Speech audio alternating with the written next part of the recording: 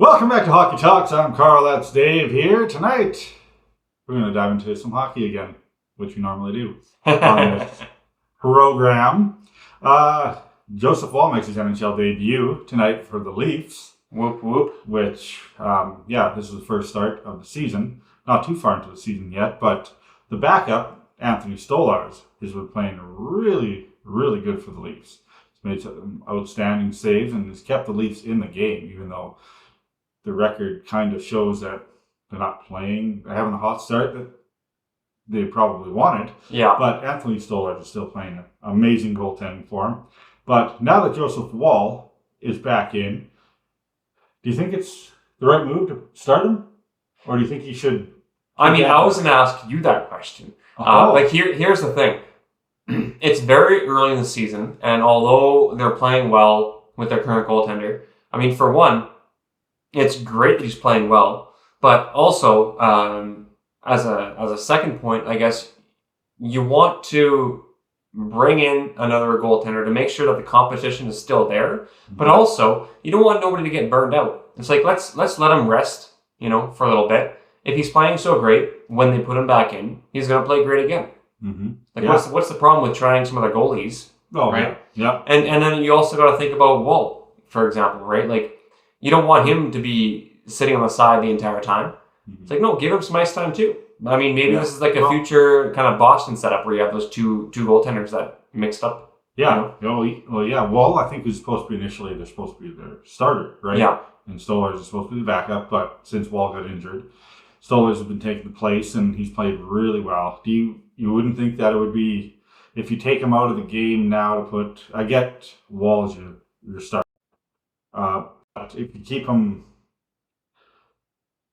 put him in the lineup and you take Stolarz out, would that mess with kind of his flow, his chemistry, playing every single game right now? Because sometimes I think good. Like, if it messes with his chemistry, good.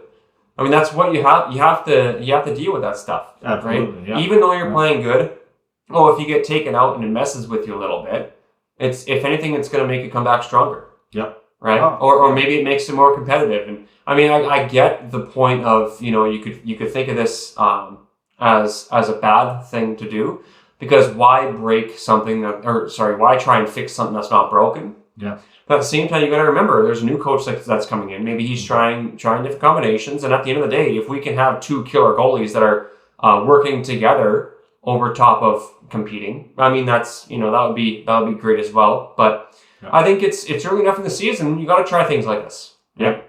Oh yeah, absolutely. Stolarz. This was a year for him to really prove himself, right? That he can be a starting goalie, right? If he can. He played in Florida last year. Yeah. He won a cup with them last year, right? As a backup. He didn't see a whole lot of ice time because Bobrovsky was just so unbelievably good. But he's had some really, really rough games over the past few years, right? And this is supposed to be the year that he can really try to prove himself and cement himself in the position that he can be a number one goalie if they absolutely needed to. And I think he's absolutely proven that in the first couple of games, right? Yeah. So now Joseph Woll is coming back. I think the plan is to start him. Yeah. We will see if Joseph Woll can actually get back into the game right away. He's been out for a while. And I don't think like you said, this is the first game of the season. So take him a bit to get back into it. But he played well for the Leafs last year too, right? So I think they have a good goalie tandem. You got to play your players. And absolutely. If you were to leave him sitting on the side and not play him and not have him get better, you're just messing yourself up, Yeah. And I think it's one thing that we can learn is when you do some things that just the players, what they want to do, it only goes so far. And I think the key thing here is that we need to do something different. We can get into the playoffs, okay, cool. Mm-hmm. But if we're going to actually go deep in the playoffs, we have to be able to play like this, where you mix things up, and it just has to be done. Something has to be different. Yeah, right? Something has to be different, right? And they've made some changes, but the goaltending, if they have a good goaltending tandem and duo, they can go back and forth between the goaltending, they don't have to worry. I think they're going to do better than they have in the last few years, right? Especially in the playoffs, right? Goaltending was a bit of an issue, right? So a bit of an issue. Yeah. Maybe a lot of an issue in the last few years. But if we can keep this up and have 2 goalies like that, they're going to go a long ways, I think, this year in the playoffs. I think it's good things for Leafs to come. I think it's the coaching change was great. Yep. And I'm very excited for what happens. I can see a bit of people who maybe take too close of a look at these fine details, especially in a season, are getting mad about pulling the goaltender. But you know what? This is how a team is. This is how you do it. You mix around with arrangements and you see what fits. Yeah. And at the end of the day, they're trying to train. In my opinion, the coach is trying to push on the players and the team. Playing in a different light, playing differently than what they're used to. Stop playing as a seasoned team. Yeah. And play all your games as a playoff team. Absolutely. Right. You got to play like you want to win every single game. Exactly. Right. You got to keep that momentum going, and good goaltending helps. Yep. Right. You get the right players and people in place to help do that. Right. Yeah. Exactly. Imagine the playoffs, for example. You're leading the series 3-0. Sure, give your other goaltender a break. Yeah. Play your secondary goaltender. Maybe that's what they're trying to get set up for. Who knows, right? But there's somebody who is paid a lot more money than me, who is in charge of the team, and it's his decision. And I'm very excited for what he's going to bring, the wealth of knowledge. And I'm excited for seeing the players listen to the coach. And, it's these changes are always exciting to see. So. Yeah, all the changes. And speaking of changes, Nashville went through a bunch of changes in the offseason. Right? They got a whole lot of big acquisitions in to help their team. It was exciting, man. It was exciting in the offseason to watch that, right? Nashville had Stamkos, I believe, right? Yeah, Barry Trotz leading the way, trying to get his team back to the playoffs, right? And it has not been a great start for them. They have all these like Stamkos and they have Brady Shea. Yeah. There's a lot of guys. I'm blanking on some names right now. They'll come to me, right? But they made a lot of big moves in the offseason, right? Yeah. And they haven't won a game yet. They've looked terrible in the first few games. Well, go ahead. I was going to say, I just looked it up too. It's like Stamkos. He has, I believe, a point, and he's -6. So what I was going to actually ask is, do you think maybe behind the scenes there's a little bit of friction behind the team and himself, and maybe there's a mix of chemistry? I'm very curious to see what anybody else thinks on that. Like, is Stamkos the right fit for the team? I know it's early to say, but I mean, -6. Yeah, he hasn't had a good start to the year. No, and it's like they're probably trying to find a place for him, but does a place exist? Does he jive with the team? Mm-hmm. Like, what else going on? It's a good question, right? Like, you haven't seen a whole lot from them, mind you, anybody on this team, right? Haven't seen too much for them. I mean, is their team as good as they look on paper?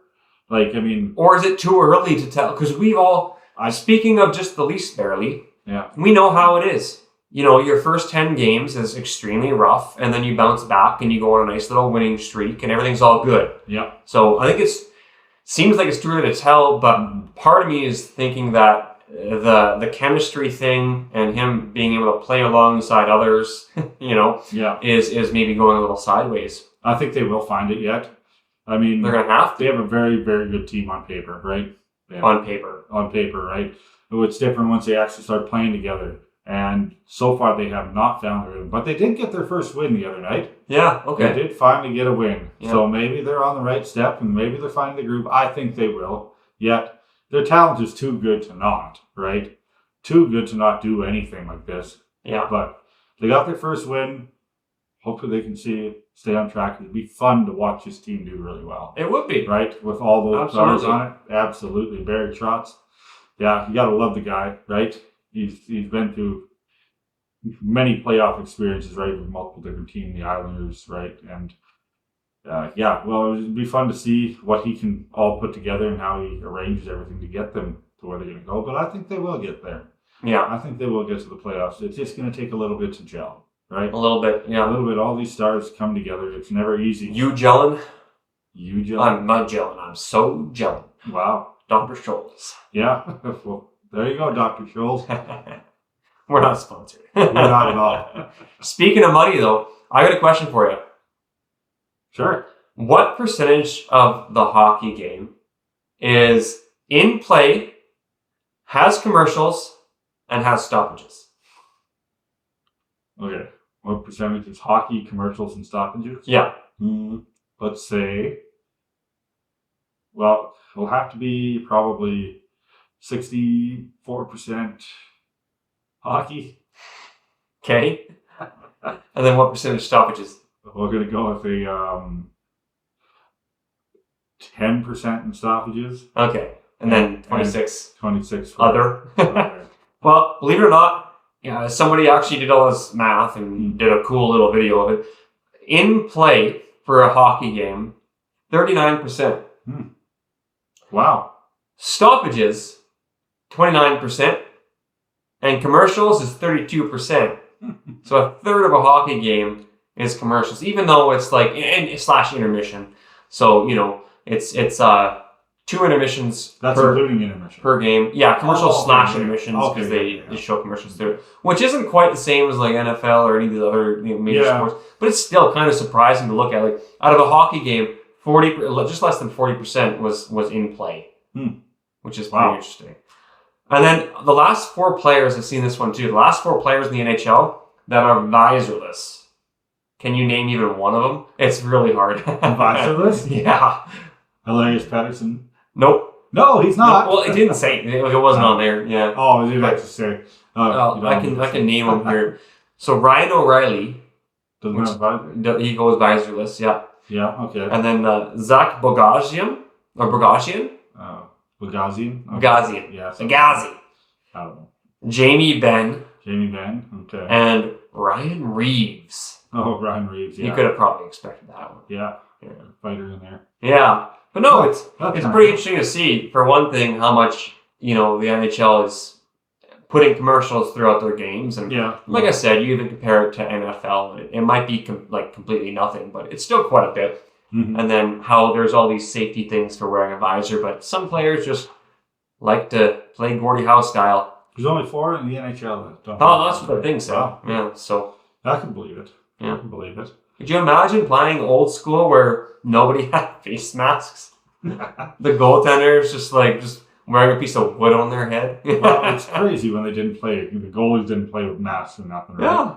Yeah, you could see them get broken bones all the time, broken teeth all the time. But I heard they played with a softer puck, though. I don't think they did. No, I really don't think they did. they're just all crazy. Yeah. No, it was just a game. Just a game back then. Just get out and play. Yep.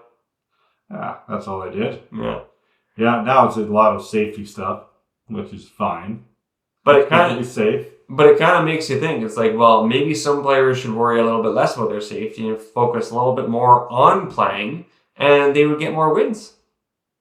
Yeah, true that. Some teams are doing it. Some teams are doing it. Yeah, like the Calgary Flames. Mm-hmm. Absolutely, they have had a hot start this year, right? So far, they've lost. They haven't even had a regulation loss yet. No. But they lost in overtime. They've had 1 loss in overtime so far, but they've been resilient, right? They fall behind and they catch right back up. That's a good word. Yeah. Resilient. Yeah, they have been resilient. But you think this hot start will last? No. You think it'll keep going? No. No, absolutely not. No. I don't think so either. No. Calgary, I don't think they're going to make the playoffs. The Flames were projected to not be good this year. Right, given all the changing, they had to get rid of a lot of guys, including Jacob Markstrom, which is now with New Jersey, right? So they have a lot of guys they pulled off from the AHL and the minor leagues, right? Playing right now. Yeah. So, but for some reason, they're finding ways to win. And that's what you got to do in this league, right? You got to just find ways to win no matter what. You grind until you can't grind anymore, but I don't think this grinding is going to last all that long. Yeah, I think that I agree. I think their streak is great, and they're probably playing with an underdog mentality, Absolutely they are. Yeah. When you start rubbing a little bit of grit in that, when you start getting tired, when it gets in the rhythm of things, you're not going to be playing with that same underdog mentality because you're no longer going to be considering yourselves underdogs. And I think that is when we're going to see a fall. So I can see the streak going for a little bit longer, But once you get into like game 20, I can just see it going downhill. Because that's usually when a lot of these other teams like Nashville are going to be picking up. Right? Yeah, start building up. And that's where you get those people on paper. Like, the funny thing about paper is it's not game by game. It's not like they are going to get an exact, like their overall projected stats divided by the amount of games they play. It's not like they're going to get that amount of points on every single game. They have ebb and flow as well. And when they're just getting everything built and put together, that's when they start to play. Now, if you have a projection for Calgary Flames at a certain amount of wins, I'm not saying it's going to be exact. Mm-hmm. What I'm saying is if you get most of those wins early, well, you're going to be due for a couple of losses as well. Yeah. Just statistics, Otherwise, all their players would be breaking every single record out there. All their projections, which it could very well happen. Don't get me wrong. It could, but you got to remember we're all human, and they've been making these projections for a very, very, very long time. Yep. And they don't have McDavid, so. Well, they projected that the Vancouver Canucks weren't going to do that great either last year. And they made the second round of the playoffs and went to Game 7 against Edmonton. He made it to the Stanley Cup final. And lost. And they lost in Game 7. But no, your point stands. Like it's very possible. I'm just saying my opinion. Yeah. I think once you get that underdog mentality out of it, they're going to stop playing as hard. And also fatigue. They're going to stop playing as hard, and that's when you're going to start to see them maybe go on a streak. And those high momentum type players that go on streaks because they're playing really good, they also go on losing streaks and they also kick themselves. So it's even harder to get out of the slump when it does come up. Yeah. And that's what I think is going to happen then. Yeah. I fully agree with you. Yeah, teams will start getting hotter and as the season goes on, right? Yeah. And the teams that we thought were going hardcore usually taper off and fall off a bit, right? They usually go on a little bit of a cold streak for a while, and if they can come back from it, that's what makes a team, because every team goes on a cold streak. Yeah. But whether or not they can recover and come back from that is what separates the teams from good teams to bad teams. Yeah. Right? But another good team is the Winnipeg Jets, who are the only undefeated team left in the NHL. They've really taken off this year. Yeah, like all the puns. Base puns. Jets are still undefeated. Yeah. It's because they're the Jets. Yeah. Just to clarify that for you. So the Jets are still they're awesome. The only undefeated team in the NHL. They've played some great hockey. So I was going to say, do you think the same about them as you do the Flames? No, I do not. Although, I don't think the Jets are as good as they look. Yeah. They have a good start, right? They got Hellebuck and net. That's great. They've made the playoffs for the last few years. They did terrible against Colorado in the first round last year. They got crushed by them. But they will make the playoffs again this year. Are they an undefeated team throughout 82-0? Absolutely not. I don't think they did. Wouldn't that be something? That would be quite something, but that is never going to happen. I don't think it ever will. But the Jets are a good team. Don't get me wrong. But they're not going to be perfect for forever. They're definitely not going to finish first. Yeah. In my opinion. They're not going to finish first in their conference. They're not going to finish last. But they're not going to finish last either. Yeah. So, there you have it. You heard it here. The Jets are an okay team. Yeah, it's much the same thing, but I think, like you said, what kind of fixes the team up when they're on a low is their ability of getting out of the low. Yeah. And that's where those projections come in, and just your team. When we say the team on paper is overall the players, I think on the Jets have more of an ability at getting out of the low. Mm-hmm. So when they do finish this winning streak, it's cool to them. I would love it if it got into double digits. Do you think it will? Well, they're at 6 right now. They very well could. I don't think they're going to get to double digits. They might have 1 or 2 more, and then I think they're going to go on a few game losing streak. And do you know who they play? I'm not 100% sure. No, I'm not 100% sure. I haven't looked that far into who they come up next. I should have maybe.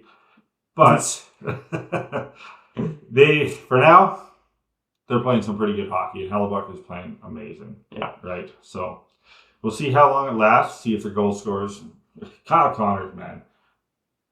I think he's one of the elite goal scorers, or is becoming. Who did you say? What was it? Kyle Connors. Oh, Kyle Connors. Yeah. Kyle Connors. Yeah. I see. Yeah, he's a prolific goal scorer. Oh, that's another word. Yeah. He's been practicing. Yeah. Prolific goal scorer. That's a fun word to say. Backing that from almost anywhere on the ice. That guy, he's a great asset to their team, right? And he's going to help them get to the playoffs if they continue on this run, which I do think they will get. But do you think he can shoot a ball into a bucket of dirt over a trench? Well, he probably could better than us. We can. Eventually, yes. We made it happen. Check out that short if you're still watching. Yeah. But yeah, he probably could. Yeah. Maybe. I don't think so. Kyle Connor, come try it out. This is the open challenge to Kyle Connor. Get a ball in over a trench into a bucket of dirt. Yes. There you go. And I think we'll leave it right there. Yes. Thanks again for watching. Have a wonderful night. Prolific.